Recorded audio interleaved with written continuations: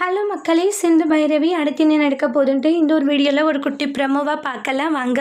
சிந்து சிவாவை பார்க்கறதுக்காக ஒவ்வொரு ஐடியா பண்ணிகிட்ருக்காங்க.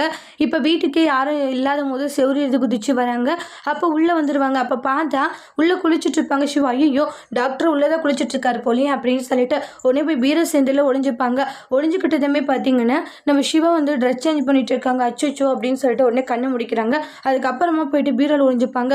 என்ன சத்தம், யாரும் உள்ளே வந்த மாதிரி இருக்கே அப்படின்னு சொல்லி சிவா நினைக்கிறாங்க. அப்புறம் பார்த்தா சாரி தெரியும், லைட்டாக போய் ஓப்பன் பண்ணி பார்க்குறாங்க. இங்கே சிந்து நீ எப்போ இங்கே வந்தான்றாங்க. அதுவா குளிச்சுட்டு வர முடியும் வந்துட்டேன் அப்படின்றாங்க. என்னது குளிச்சுட்டு வரும்போது வந்தியா, என்ன இப்படி பண்ணிக்கிட்டு இருக்க, உனக்கு கைதான் கிராச் ஆயிருக்கு, அப்படி இருக்கும்போது எதுக்கு வந்தேன்றாங்க. இல்லை டாக்டர், எனக்கு அது உன்னுடைய நினைப்பாகவே இருந்துச்சு, அதனால தான் வந்தேன்றாங்க. என்னுடைய நினைப்பாக இருந்தால் வருவேன்றாங்க. இங்கே பார், உன்னுடைய உடம்புக்கு ஏதாச்சும் ஒன்று ஆனால் என்ன பண்ணுறது, எப்படி வந்த, செவரேற்றி குதிச்சேன்றாங்க. என்னது செவரேற்றி குதிச்சியா, என்ன நினச்சிட்டு இருக்க, உன் கை நார்மலாக இல்லை சரியா, உன் கை அடிப்பட்டு இருக்குன்றாங்க.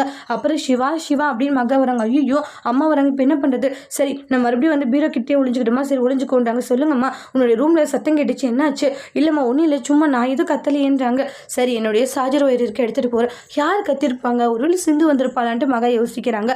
சிந்து மாட்டிப்பாங்களா இல்லையான்ட்டு அடுத்த வீடியோவில் வெயிட் பண்ணி பார்க்கலாம். தேங்க்யூ.